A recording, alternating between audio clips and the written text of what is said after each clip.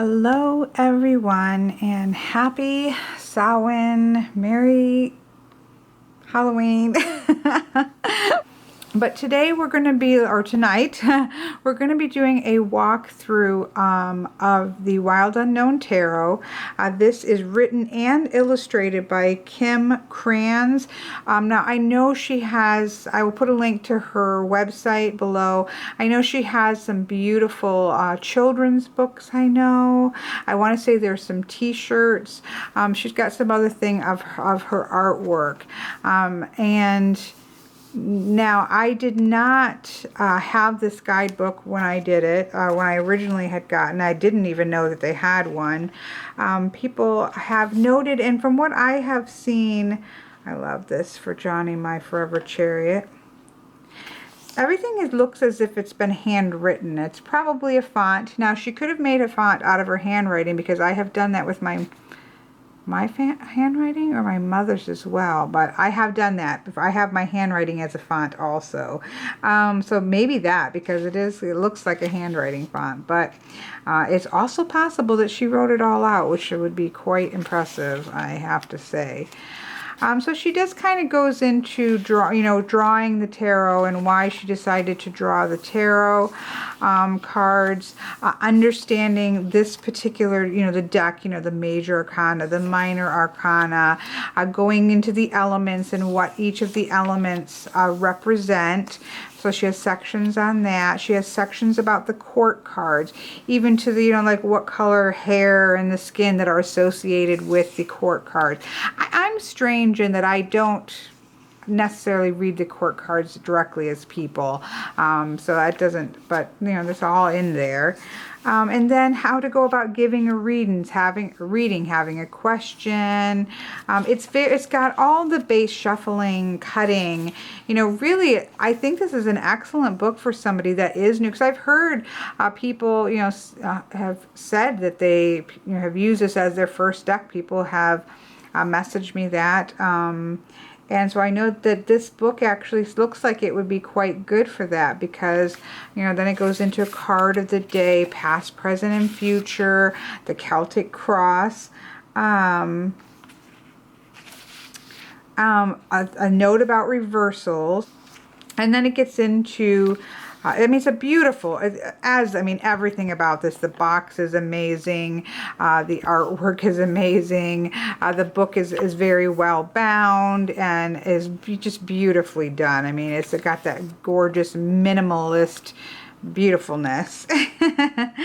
And she has left all the suit names to be the same, but she has changed the court cards, which I quite like. And I want to say that the Thoth or Toth tarot is like this as well, but she changed, I'm 99% sure of that. Somebody can correct me if I'm wrong, but she has changed pages to Daughter of Pentacles or whatever, then Knights to Sun, then Mother and Father. And I quite like that, because it sets up a dichotomy that we are used to, that we understand, that is part of our world view. So I think it's lovely. It's as with, I always say, with guidebooks, just because of the way I am, I do read through them once at least, and just kind of get a feel for it. The first couple, when I'm first working with a deck, I will keep the book out with me so that I can reference it, just sometimes out of pure curiosity as to what inspired the artist. But for the most part, I'm generally going to go off of, the cards. So but I think this would have been helpful when I had first gave it a try. Although personally, I think there was some emotional hits that why this deck was hitting me so emotionally. There's a lot of line art, like Michael did a lot of sketching. Like he would have loved this deck. In fact, that's one of the reasons I bought the deck the first time, was because I thought, oh, this is a deck for Michael. It's all animals, it's birds. There's just the type of artwork style. And so I remember thinking that, and this is my son. That's just purely we had a tortoise. So I think that there was a lot of that kind of emotional hitting that was maybe too much at the moment. And so I think that's going to make it an incredibly powerful one for me to work with now that I'm going to sit down and really focus on it. Thanks to Patrick. So now I did go ahead and redo the cards because this is, the box is beautiful. This is a self-published deck, and generally I don't have a lot of experience with self-published decks, but they do, they are generally more money than when you were to buy, say, a Llewellyn deck or something like that. But the quality is there, and that is certainly the case in a deck like this. It has a gorgeous quality to it. The box is a piece of artwork by itself. It has in the bottom of this case, "Welcome to the Wild Unknown Tarot. You'll find no wrongs or rights inside this box, only mirrors for reflection. Open your mind, draw a card, and have fun on your journey." So that's quite beautiful. But it's all, it's just stunning. Like, it's a beautifully done box. And then it has the beautiful ribbon to help you get the cards out. I will get to this in 1 second, but they were, I think, because this is the world card. I think this is the world card. Now I say that, I could be wrong, but I think this is the world card. And so they had it starting with the world card and going down. It's just me. I wanted to put them in the order that I'm used to looking through them, so I did go through and just reorder them into that order. But normally you would actually see this when you opened up the box. The bottom of the box has like the card backing in there, which is a beautiful, this is all done by, drawn. This beautiful, it seems as if it is wood, you're seeing the rings of a tree or something of that nature. And then of course this beautiful ribbon. And that is the backs of the cards, as you can see. So they're just stunning, which we will get to the cards. So the box, beautiful. There's nothing, I can't say anything negative about the stunning box. So let's put that up there. It comes with this fold out paper that looks to be like all, again, hand done. And it kind of has the 4 suits with the basic key understandings of those suits. The major arcana in the middle with, again, the kind of key understanding of the major arcana. And then on the back, the problem that I have with short keywords is being the only thing, if this was your little white book, if you didn't have that, if this was all you had, I think it does sort of narrow the card down. So this is gorgeous and it's beautiful. If a person who didn't read tarot was getting just the deck and just these little keywords, certainly I don't think that's enough. That's not going to be enough of a little white book to kind of help them really kind of understand understand the meanings of the card. Even it's just, this is going to do more than that. So it's not that I think that a little white book, which is what basically these are, needs to have a ton of information, but I would like, you want to make sure that it covers everything okay. And if this is all a person has, I'm not sure that that would quite be enough. I am going to actually keep this out so I can reference it while we're looking through the cards. Cardstock wise, it's beautiful. It is that stunning matte cardstock. It is not too thick and it's not too thin. It's quite beautiful. Again, it reminds me of the cardstock for the Tao Oracle, which to me is about the most perfect cardstock you can get. So it feels amazing. It looks amazing. And it's a thicker deck, you can see, so the cardstock is thick. That's a pretty meaty deck, quite like the Fountain Tarot. Again, these are decks that they should have that cardstock quality, should be there for, you are paying more for these, and you can definitely feel it in the cardstock. So it's quite stunning. Size-wise, and I know this is probably a moot point. I know so many people do have this, and there's so many reviews out there on this deck, but I like to do it justice. So it is the same exact width as a Llewellyn card, because you know they're all pretty much the same. It's just slightly taller, so it's a beautiful size, absolutely beautiful size of a deck. And again, beautiful cardstock. There is just nothing negative you can say. Now to get on to the important part, which is the cards themselves. Okay, so here we have the beautiful Fool card. I mean, how sweet is that? I mean, truthfully, that is about the sweetest Fool card that you can have. So we have a little duckling, fresh new life, you know, taking that step just with trust as it just steps off of the branch of the tree. I mean, this is going to be one of those decks where I think you say a lot of, oh my gosh, this is absolutely beautiful. So here we have the Stunning Magician, and you know, here we have the 4 elements. We have the sword, we have the pentacles, we have the cups, and we have the wands. So we have all the energies there. We have a beautiful sun energy. We even have still the infinity sign, as we see in the Magician. So it's just quite stunning, because you have this cheetah or cougar. I know the spots tell us exactly what this is, but I can't say. I think it might be a cheetah. But you just have that sense, this completely in tune with himself, completely at rest, but also paying attention and ready to sort of burst out and manifest. So you have sort of that implied sense of innate energy that's just there, in a moment's notice can just burst into a manifestation. So I think it's a beautiful expression of the Magician. Here we have the absolutely stunning High Priestess. You see this quite often because it is so beautiful. We have sort of the idea, now this is black and white, so it could be any color, but you have that sense of a beautiful white tiger.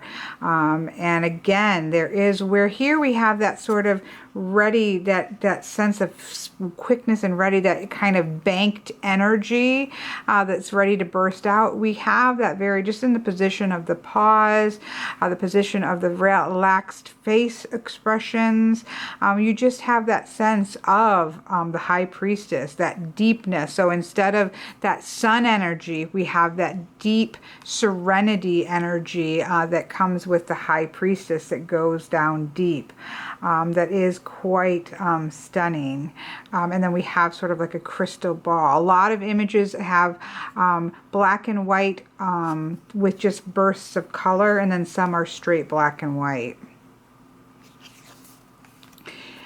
These are two of my favorite expressions of the Emperor and the Empress, because we have these stunning trees here, and they're sort of in reverse. Not sort of, they are in reverse. It's black background, then white, black tree, and then more of the white tree here with the burst of color, and the burst of color, black here, white there. And so they're kind of the polar opposites of each other.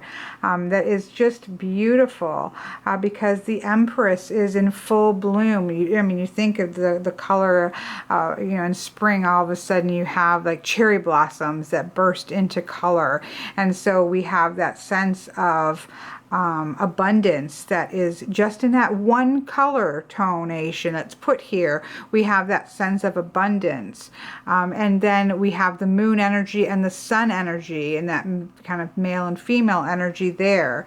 The Emperor is the stability, you know, making stability out of things, and we have this beautiful evergreen type tree that is going to stay steady. You know, this is very, the Empress is very much about the cycle, following the cycles, and the Emperor is very stable and steady, and we think of that with an evergreen tree that isn't changing with the seasons. It is very stable. So you have both of those energies done in just an absolutely stunning way. So here we have the Hierophant. I think it's wonderful because we have sort of the key of knowledge. We have a raven, quoth the raven. I mean, we can't have anything really to say bad against that. Working within the system, it has some of the keywords that it has. You know, this is about getting a teacher to kind of pass on his or her knowledge to you. So I think that that's quite, it's beautiful. And you do think about, you know, birds with air energy and things, knowledge, intellect, you know, that kind of thing. Here we have the beautiful Lovers card. You know, it has everything you need. We have the two, you know, normally we have sort of maybe an angel and then the two people. And so for me, what's important with the Lovers card is that we have that idea of choosing sort of a mate, which we have with the beautiful geese. But I also like the three things of sort of the divine or the super conscious, the conscious, and the unconscious. So we kind of have that understanding of having all three of those things in balance. So I like that we still have that, for me, that touchstone with the three aspects. So I think that's quite beautiful. Here we have the Chariot, which is my birth card, and this is absolutely beautiful. We have obviously a horse that does not need to be ridden upon, that is, you know, kind of energy stabilizing its own energy, has its own strength, has its own confidence. It's got its own energy of moving forward. So, you know, well balanced within itself. Yeah, it's just beautiful. What can you say? Here we have Justice. I mean, I like this card. It's not one of my favorites, but I do like that you have the black and the white. You kind of get that idea of the yin and the yang.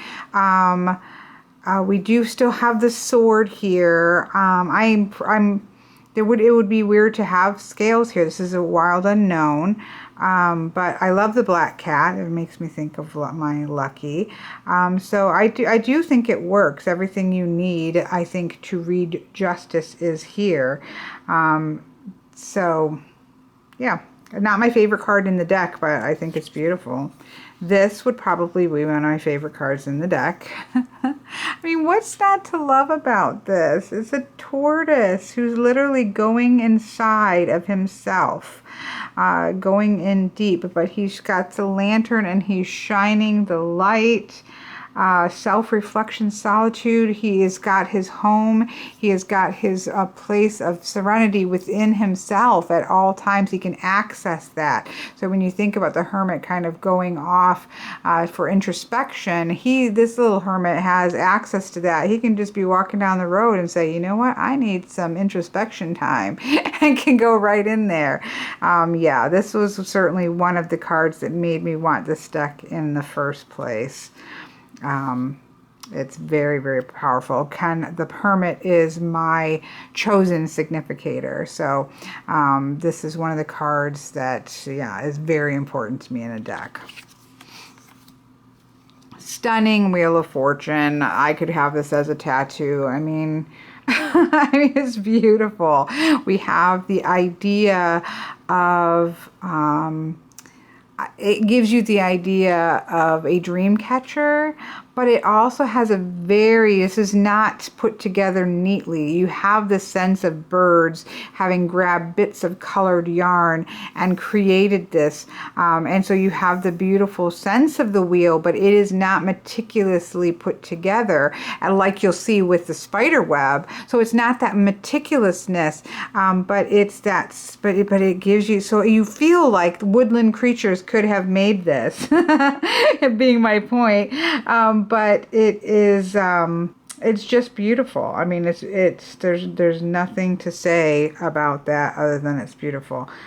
Oh, wait a minute. You know what I didn't point out is that 8 is Justice and 11 is Strength, so it's going more on the Thoth. And from what I understand, that's also the case a little bit more with the pip cards. Kind of goes more on a Thoth or even maybe a Marseille pip card system, which could throw some people off. Although from what I've skimmed it over, I think that it still gives you hints. It's much like the Heindel. See, I've used the Heindel sense before. Since I've had this for a couple days, you know, kind of panicked about it. I've used the Heindel Tarot, which has pip cards that have subtle messages to them. there's another deck that I have that has kind of subtle pip cards. Well, even to a lot of degrees, the Raven's Prophecy Tarot. And so this, I think, is along that lines where there's still stuff in the background that gives you hints at what the card means. But I just went off on a rabbit trail, so sorry. But yes, this is stunning. Absolutely stunning. Strength card. Another of my favorites. Who doesn't love a strength card? We have the beautiful lion. We have the infinity symbol on his forehead. We have the flower or the rose in his mouth. I quite like that because we get that sense of beauty. But there's also pain because he's having to take the pain within himself. He's literally has thorns in his mouth. And so, you know, you think about like the Steampunk Tarot strength card where she's pulling the thorn out of the lion's paw, but which the lion is herself, and that aspect of healing her inner self is what then generates strength. And so this lion is actually holding both beauty and pain. You think about the is it the Three of Swords in the Tarot of the Hidden Realms where she's holding the rose and she's got blood on her skirt. But there is that sense of the beauty and the pain, and the strength to hold both beauty and pain in his mouth is just quite beautiful image there. Yeah, just stunning. Here we have the Hanged Man. I mean, it's perfect. What can you say? It's perfect. He's getting a new perspective upside down. The only thing I will say is that the bat is supposed to be hanging upside down. So for him, for a bat, a new perspective would be standing upright. But that's just being funny. Everybody don't get your panties in a twist. I do love that there is the bat and we have him hanging there in the sense of patience and being comfortable in this perspective, because he doesn't always, you know, he's only doing this when he's sleeping. He's also flying around upright, but being able to be in balance and hanging comfortably. I don't think that this is a sacrifice because, you know, again, this is how a bat sleeps, but you can read it that way. I think it's wonderful. So that's just nitpicking. If you were new and didn't understand maybe the nuances of the Hanged Man, and you read like the Hanged Man, and you read that this was about sacrifice, new perspectives, and that kind of thing, you know, you don't get that as much with a bat because that's its natural state, is to be hanging upside down. I can't help it, people. I have to say what I'm thinking about with the images. I think it's wonderful. I'm just saying that. I just know that how much people love this deck, is if I say anything they don't like, people are like, what? How can you say that? It's a bat. It's wonderful. It is wonderful. I'm just talking about in terms of core meanings. Here we have the Death card. Now, this is one of the cards that people kind of struggle with, but I think that it's quite beautiful in its starkness. This is about the keywords that she uses is necessary endings, closure, and transformation. And I think that this is quite stunning, and it is something that you see in nature. It's being reclaimed. You know, it is a cycle of life and death. And in nature, when something dies, it is being reclaimed back into the earth from which it sprang. That is part of the cycle of life and death, and it is part of nature, and nature doesn't put those things away in a box. That's something that this card really accesses in terms of the Death card, is that we as a civilized society, you know, there are things that, such as death, not just the literally putting a person in a box, but the sort of pushing those things aside, that these are not things that we want to talk about. These aren't things we want to face. These aren't things we want to look at. Whereas in nature, that does not get pushed away. It is just, you know, something dies and it stays where it dies for the most part. or is, you know, obviously eaten and taken back into other animals, or it is, you know, kind of goes back to the earth in which it came. And so nature doesn't shy away from those kinds of things, and that's what this card addresses in a very stunning way. Here we have the beautiful Temperance card. This is about healing.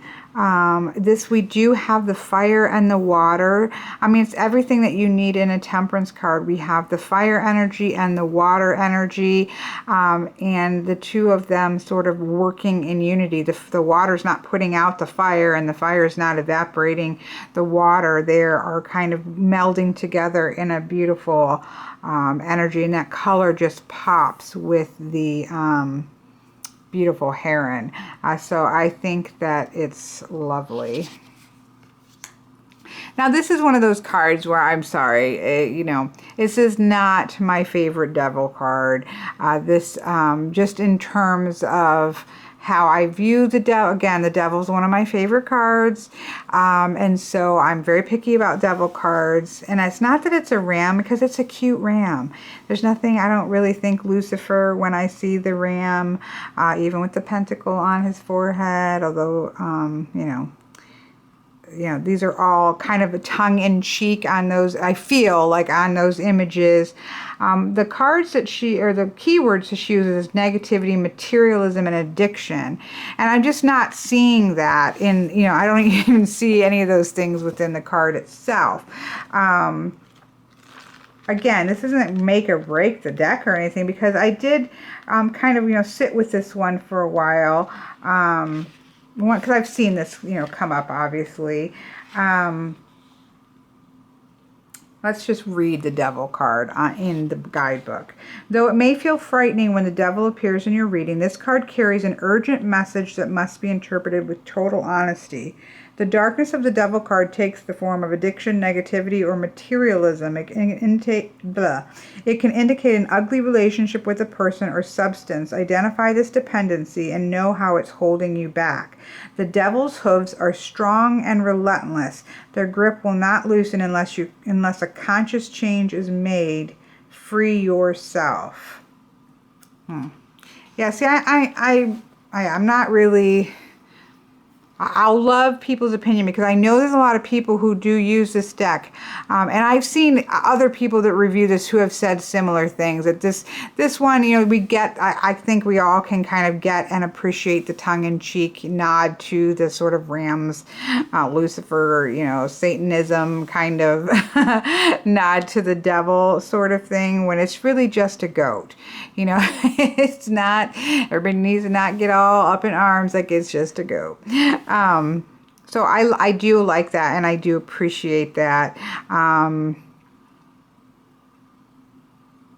I've heard, I think maybe Ann Maddox talked about being able to kind of work her way around this with the hooves. You know, you don't want to stand, it's okay, like, you know, walking with our wild side in terms of the devil, and walking with our kind of primal nature, as in like with the shadow dance maybe, is okay for a time, but we can't stay there too long. And so the fire under the hoofs kind of lets us know that, okay, we can't stay there. It's, you know, we need to kind of escape from whatever it is, from standing there. It's not going to stand in this for too long.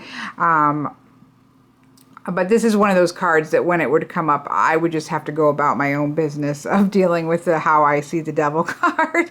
And, you know, so again, it's not that I don't appreciate the tongue-in-cheek, and it's a cute goat or ram or whatever it is, but it's not my favorite devil card. But again, there's really not very many that I have issue with. All of my decks, I don't like the Magician and the Tarot of the Hidden Realms. You know, there's always going to be those cards that you're just kind of like, not so much. So here we have the Tower. I think it's perfect. Again, for me, the way that I read the Tower, we have the natural disaster, we have the lightning strike, we have the flame, we have the base of the tree is strong, and we know that the tree is going to continue growing and it's going to survive this. So it's a perfect Tower card. Beautiful star. It's again simple. It's the star card. It's a hope. It's following the light in the dark. It's, you know, it's following the star to Bethlehem. It's peace. It's, you know, it's all those things that you think of, and all you really need is the image of the star. It's beautiful. Same thing with the moon. We've got the two towers, so we've got the pathway between the two.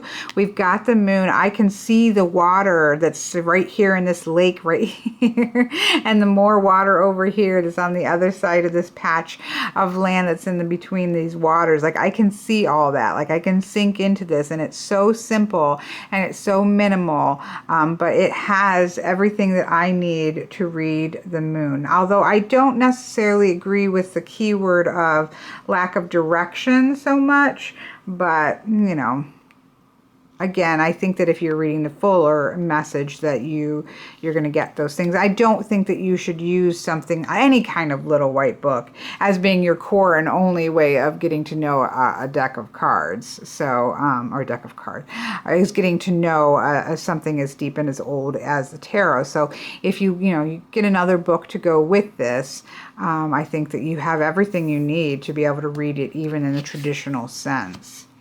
And the same thing with the sun. I mean, what do we, for me, the sun and the stars like this, like, you really don't need, it's the sun. It's vitality. It's lightening the sky. It's, you know, all these wonderful things. It's sort of having taken all of the things that we've learned up until this point from the rest of the things, and now we were ready to just let our light shine, to manifest outward.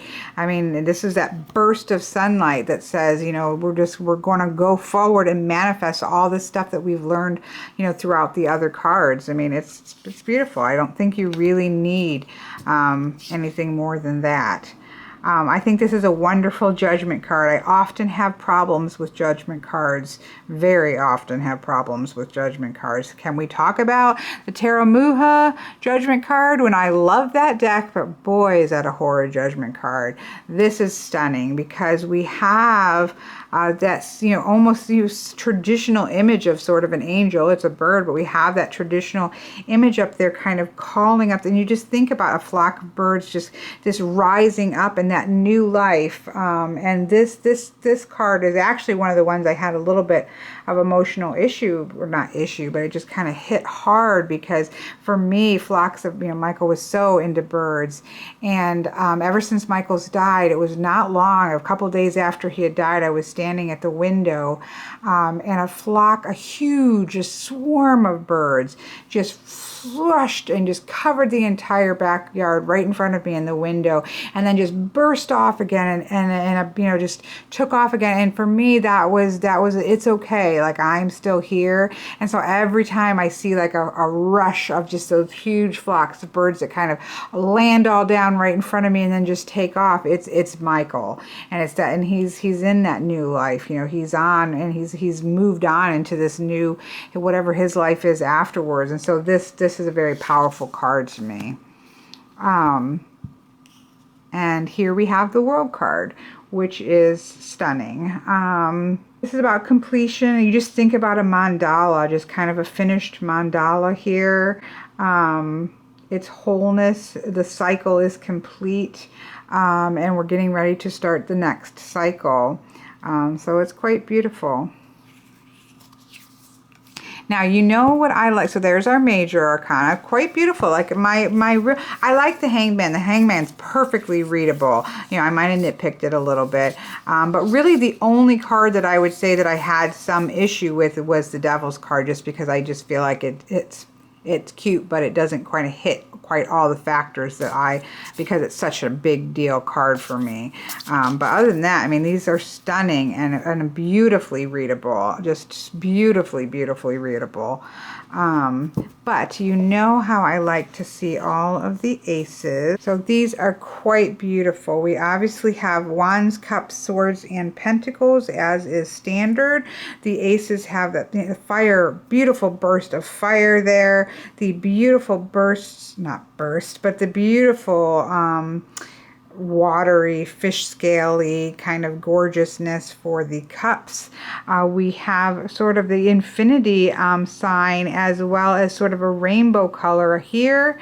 And we have a beautiful slice of wood, you know, like out of wood, the beautiful rings of a tree. How wonderful is that? That's kind of into the middle, broken, so we get the idea of a pentacle. I think that's just stunning. Love it, love it, love it. We're going to start with the swords because that's my suit. So here we have the Ace of Swords. Now, these are, as I said, more pip cards in terms of we're not going to have, because they're obviously not people, we're not having scenes. And so I think that this can be difficult for somebody who doesn't, you know, have maybe a base idea of the name of what the cards are. I think that this really benefits. Ann Maddox has, and I will put a link to it in the description box below. She has a particular video that really goes into understanding the numbers, because if you can understand the numbers that are involved in the suits, then you're really only learning from two, you know, well, even the aces, but you're learning, you know, ace through the tens, so 1 through 10, you're learning the numbers, and then you're just applying that number to its suit. And it makes it quite easy to have sort of a key understanding. That doesn't mean you're not going to expand it with more than that, but it gives you that key understanding of a card without having to have, you know, something to tell you it. But I think that what these pips cards, the Heindel does the same thing.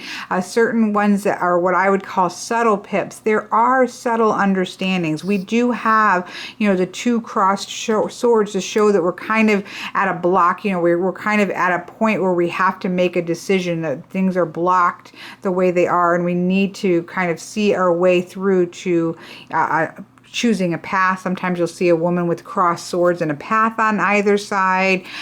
So we do still have the crossed swords here.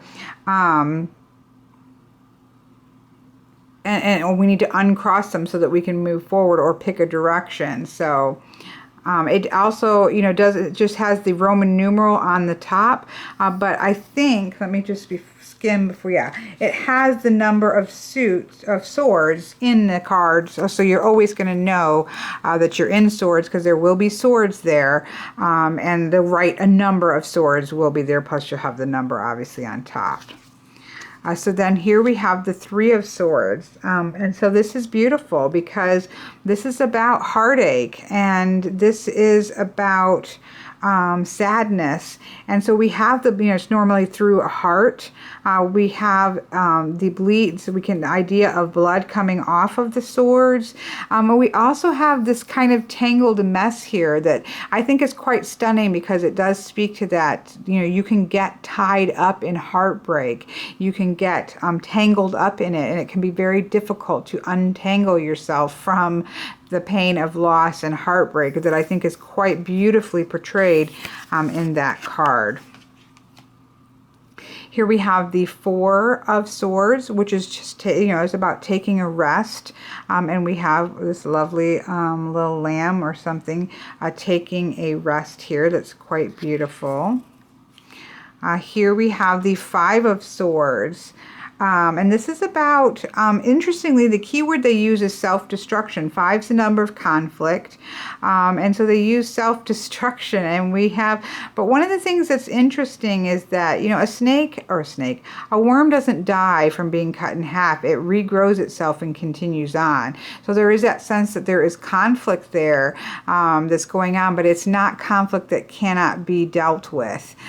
So, you know, again, nature is quite brutal sometimes, and some of the images show that. I mean, even though it's just a worm, so you think, there's many worse images, but, you know, it works quite well, and kind of has a little bit of a shock value, even though it's just a little worm. Here we have the Six of Swords, and this is about hope. It says hope at last and travel. The Six of Swords, this one is quite interesting, because normally the Six of Swords, you see a boat going off. Here we have all of the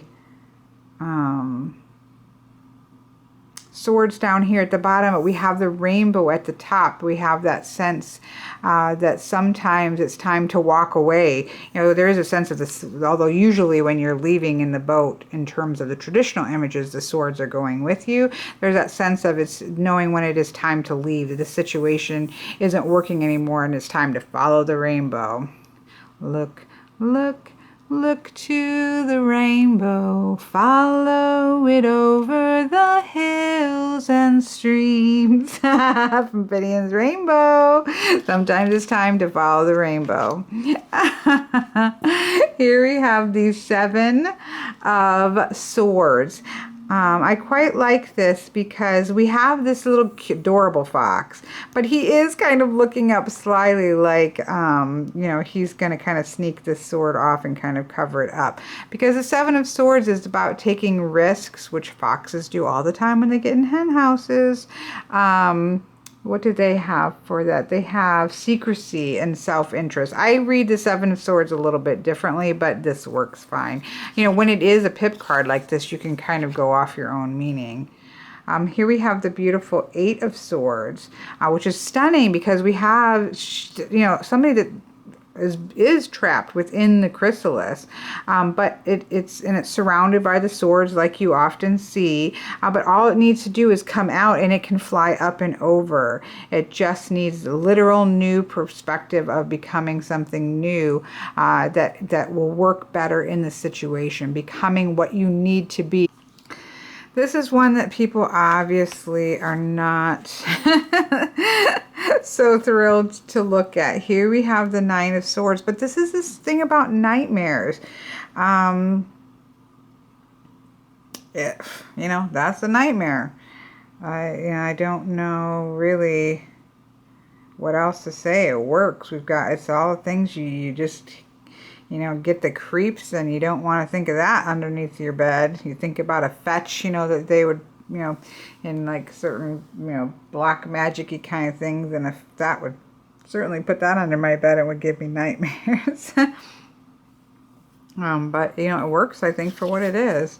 And again, and this is the other one that people have a lot of problems with because we have the 10 of Swords. But, you know, there's a million tarot decks out there with 10 swords stuck in the back of men and women laying it down, you know, head first with covered in swords with blood everywhere.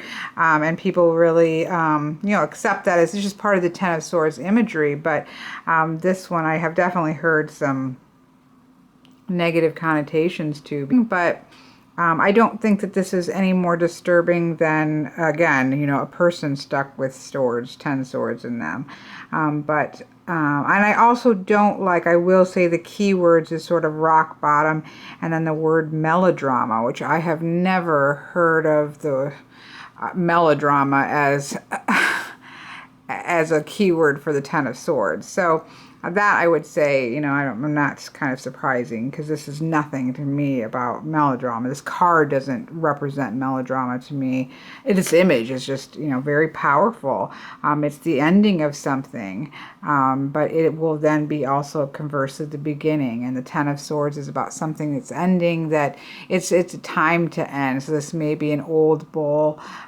This may be whose time is over. Obviously, I think it's the sword through the eye that gets people the most. I mean, that is quite stark, and I don't know that if they address, it seems what I've seen so far that they don't seem to address the actual image of the card with the guidebook. So when the 10 of Swords appears, you finally hit rock bottom.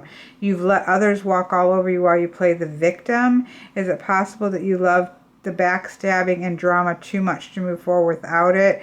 If not for drama, what would you focus on? Yeah, see, I don't, to me, that in the guidebook itself does not speak to the power of this card whatsoever. I think that in my opinion, also does a disservice to the 10 of Swords, which is a powerful, powerful card. Now, again, I am a swords person. It is my favorite suit. It is my suit. So I am quite picky about it. But when you have an image that is so powerful and sad and difficult to look at, as it should be, as 10 swords in the back of a person should be, I just feel like that it does disservice, as I said. It does a disservice to this very powerful image. So I can very much work with the image itself. I just would not use melodrama as a keyword for the Ten of Swords. Here we have the Daughter of Swords, which is stunning. And again, I love the use of daughter, son, mother, and father. We have a balance of the male and female energies, and we have a very relatable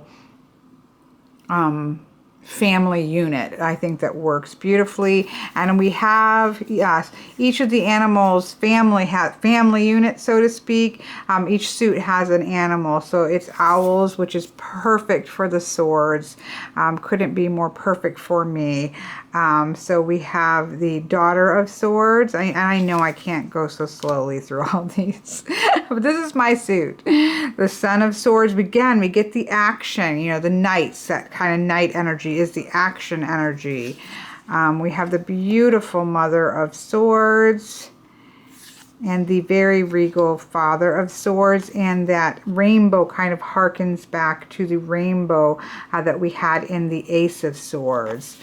So that's quite stunning. Again, I love all of those. I don't have an issue with any of these images whatsoever. So fantastic job there. Then we have, and I'm going to go quicker, I promise. Here we have the Ace of Pentacles. The gorgeous Two of Pentacles. See, we still have sort of a nod to that tradition. And I love how the rainbow, which is so, or the butterfly, which are generally so colorful, is black and white, but then we have the color here in the actual infinity sign. Here we have the Three of Pentacles. I quite like this. Teamwork, you know, it takes teamwork to kind of get over the mountain. Here we have the Four of Pentacles, and this is a good example of, you know, it's basically a pip card. We just have four, you know, pentacles, literally, but it's about having possession and controlling things, and we have all these sort of things binding these together. So we do have sort of that idea of it. So they're not all straight pip cards, but some of them are pretty close. Here we have the Five of Pentacles, which is beautiful. This is about sadness, you know. That's a very sad rose. I mean, it's beautiful. I don't know. It's that sense, you know, I'm not laughing because of the card. I love the card, but it's just that sense of what else do you want to say? Like, what else do you need to see? This is very reminiscent of the Raven's Prophecy Tarot. Just that sense of you get the feeling of the card without a lot going on to it, on with it. Here we have the Six of Pentacles. So we do have the Six Pentacles there. That's about prosperity and growth. And here we have a growing, you know, plant. So there is, again, it gives you a nod. It gives you something. Even with this, which is technically a straight pip card. And here we have the Seven of Pentacles. Here we have the beautiful, that's what I was talking about, the Eight of Pentacles with the, because this is a craftsmanship. This is the diligence and working hard at something. So we, of course, the spider web is perfect for that. Here we have the Nine of Pentacles. It's almost like a nest, because that's sort of, you know, a home kind of feeling. Here, the beautiful Ten of Pentacles.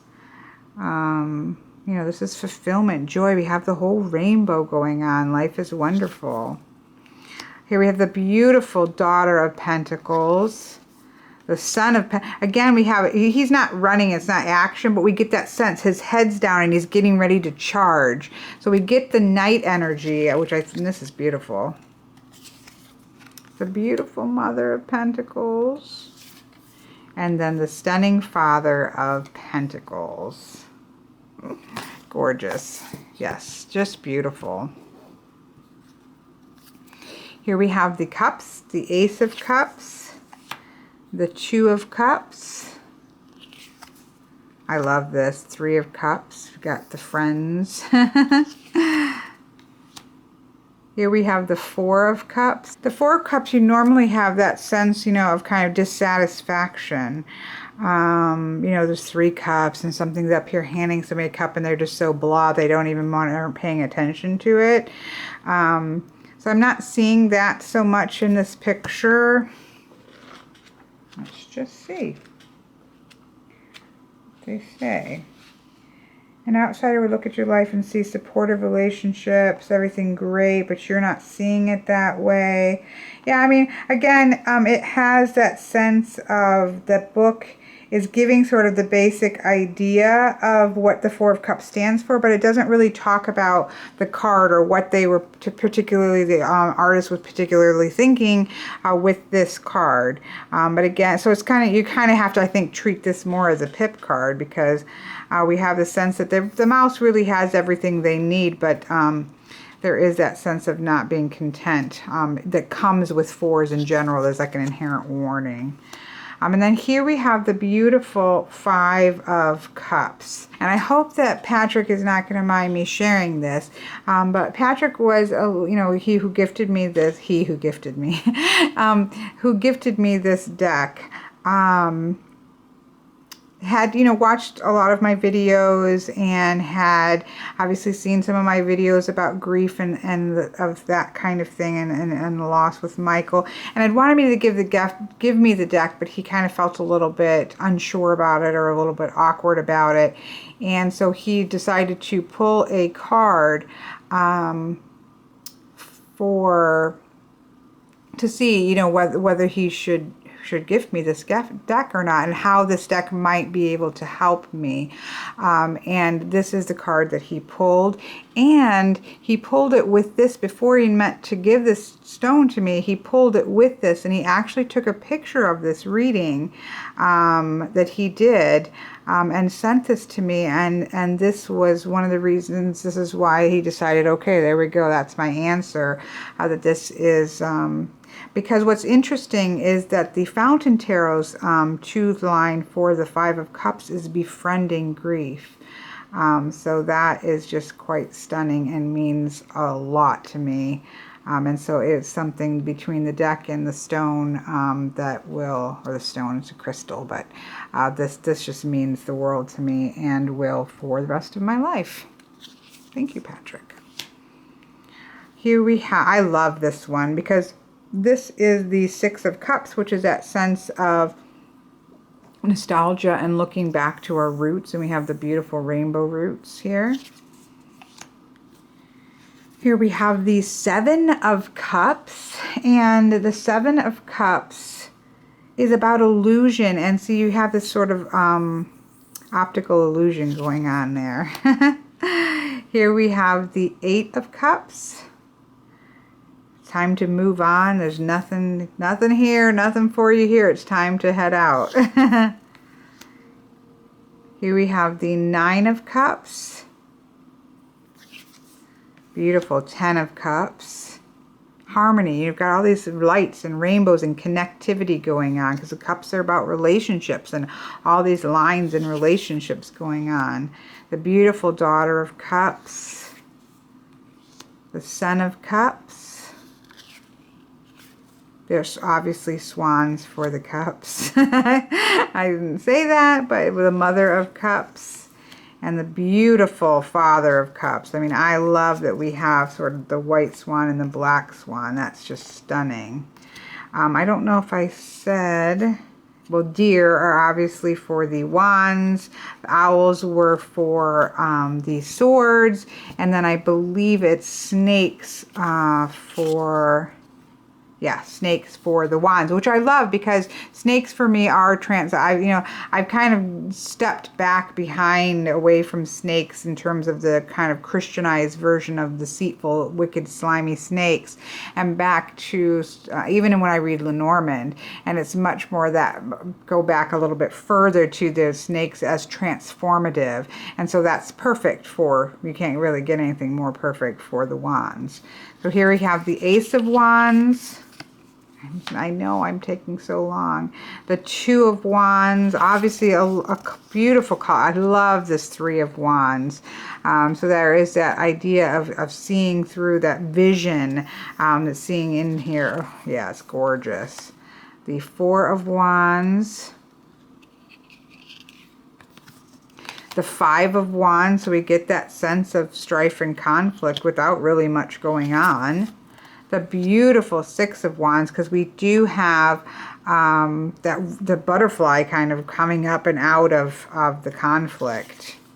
I love this. This reminds me of one of my favorite ever cards in the Raven Prophecy. But this beautiful match, this light that is shining out is just stunning. You know, that it's courage. It's the light in the dark. I love here we have the Eight of Wands. The Nine of Wands. How wonderful is that? Strength, you know, you got to climb up all those steps. You know, stay the course. That kind of final push. The Ten of Wands, we have so much kind of darkness and oppression, but look at, there is light through there. Like, keep moving forwards, one foot in front of the other.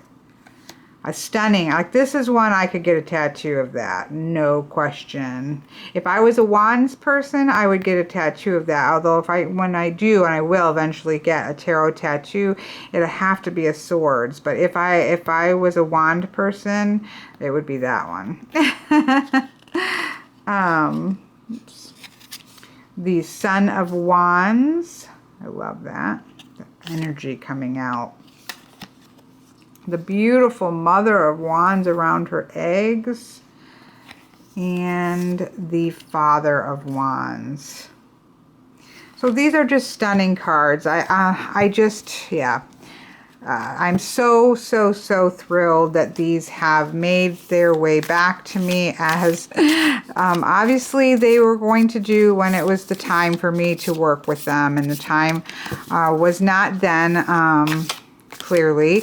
Again, I think there were just a lot of emotional reasons why not. Are there a couple cards that, you know, I've been open about it. You know me. If I'm going to do a review or look through something, I'm going to say how I feel about things, in all respect to the artists, because they had, even the cards that I might be like, well, you know, what are you thinking? You know, they had their vision for it. But this is a stunning deck that I think is going to definitely be one of those decks that I will be working with a lot. I do love the complete lack of people in it. You know, there's so many people in tarot decks that I think that it's refreshing to kind of step completely outside of that dynamic. And the wonderful bluntness and clearness of nature. Just do one more so we get a good shuffle. Just want you, as always, to be able to kind of see it, some of the cards out together. I mean, there's just no, the impact of this is one of those decks that just has such a powerful impact.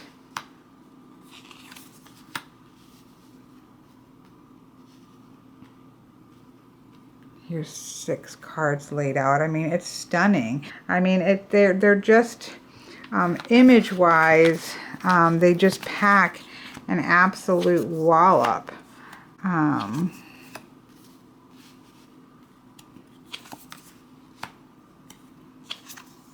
know, look at that. We have that beautiful light in the darkness. And we have the wands here. We have this beautiful kind of light in the darkness standing against all odds, and then coming to your full strength and your full beautifulness. You kind of needing, you can't do it alone. So you've got that sort of light and you're standing against others. And then over here, you're getting to that point where you have fully realized your potential in the wands and your creativity and passion. And then here where you're understanding, you have that understanding that you can't do it alone, that you do need others to help help you through. So we have that beautiful sense of, you know, relationships being at the core, you know, at the base, and then needing others to go up the mountain. That's quite beautiful. I love tarot cards. Look at that. I mean, how stunning is that?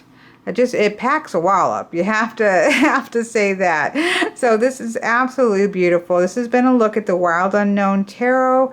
I am thrilled beyond measure to have this. Thank you for watching. This has been a look at Kim Kranz's The Wild Unknown. And from what I do understand, there is another version that will be coming out, I think in 2016. I don't know if it's going to be a mass-produced or if it's going to stay, you know, self-published. I'm not sure about that. Yeah, the stunning Wild Unknown Tarot.